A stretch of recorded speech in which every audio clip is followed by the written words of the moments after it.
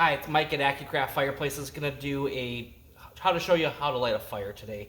We're going to do the top-down burn, so we're going to stack some logs on the bottom, kindling on top, then we're going to use a couple of wax and sawdust fire starters to get it going. So first I'm going to throw the wood in and stack it up, then we'll throw some matches and a fire starter to it. So before I get to my top layer, I'm going to use a handful of these small little wax and sawdust fire starters. I'm going to place those in there in a couple places and light them. The goal here is using a one match fire. We'll see if we can do it.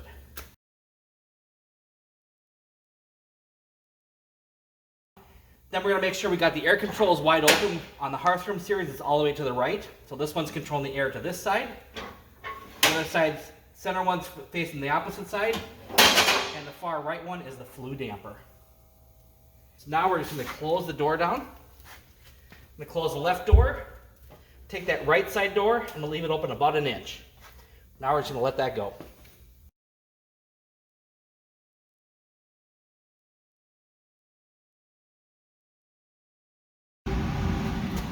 So here we are about 8 to 10 minutes into the fire. You can definitely see that the kindling is definitely going well. Door's still open, so now I'm going to actually open it up and load it a little bit more. I'll open up this door so you can see it.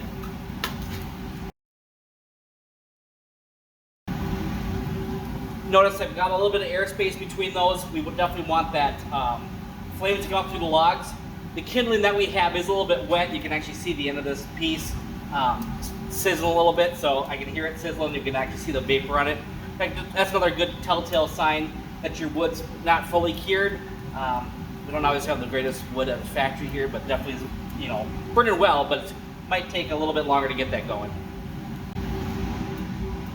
So here I'm going to close it up, close the left door, and now we're going to close the right door.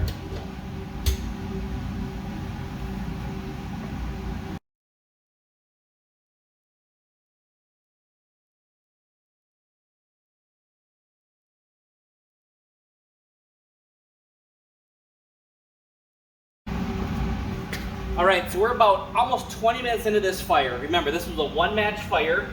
At this point, I'm gonna open it up. The unit's really starting to get hot because I've had the doors closed. So you can see how big of a fire we got going on this thing. Doors are too hot to touch. That fire started at the top, and as that fire burned down, it preheated that flue, got all that wood going, and you can see the bottom pieces are all full, not quite fully engulfed, but pretty darn close. So here we'll close it up and keep it going.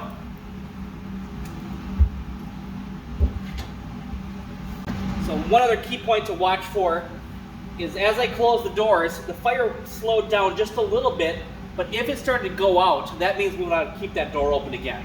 The whole point of this system is it's a sealed firebox. We're pulling air from outside, so the fire is going to slow down a little bit compared to burning with the doors open. But we don't want this thing to really slow down and start to go out. If you do that, crack the door open again, kind of relight it. But we want to slow down that flame because with the doors open, that thing was kind of running a little bit more full volume.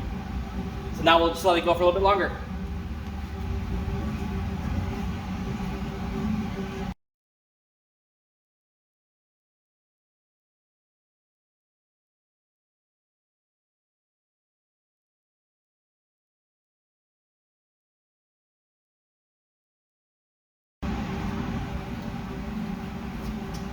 Okay, so here we got the fire going for quite a while. That first load of wood is kind of broken down to a little bit of bed of coals.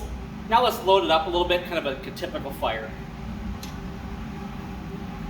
We'll open the doors.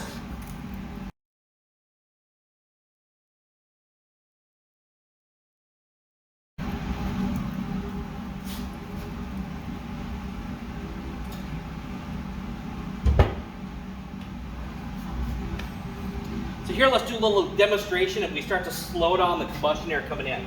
So I'm going to close this left side down, which is controlling the air to this side. This happens to be an indoor-outdoor unit, so there's a see-through on the back side.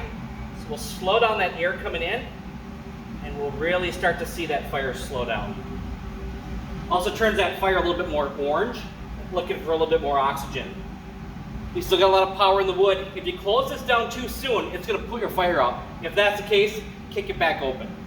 Push the air controls up. So now, at this point, you can also start to control that flue damper. Now you can start to see the gaps in there. By closing that flue damper, the flame's gonna start to jump. That's your smoke lit on fire. So that's secondary combustion right there. So that's just the gases of the fuel burning is igniting that smoke. If you were to look on the top, there's zero smoke coming out of this thing. It's burning hot and pure. So you can start to see that fire starting to drop down a little bit. If I kick those air controls back up, we'll watch that fire is going to kind of just do a little bit of turbulence here for a sec. But this thing's going to start picking up speed again. So now the gasification, now the bottom log's kind of relit.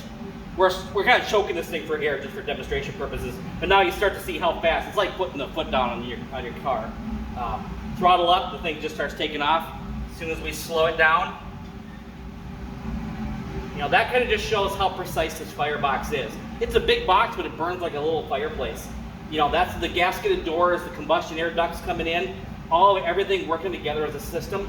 Another part we didn't really discuss is there's a baffle on the top of the firebox, which is a smoke shelf. That's helping get that smoke to go up and out without back puffing or spilling back into the house. It's a big size door opening, and we're getting no smoking back at all. Raging fire. Now it's starting to settle down a little bit. The longer we let this run, it's going to slow down just a little bit more. But now at this point, you could keep this thing going for many hours. If we load it up with more wood, we can definitely go even longer.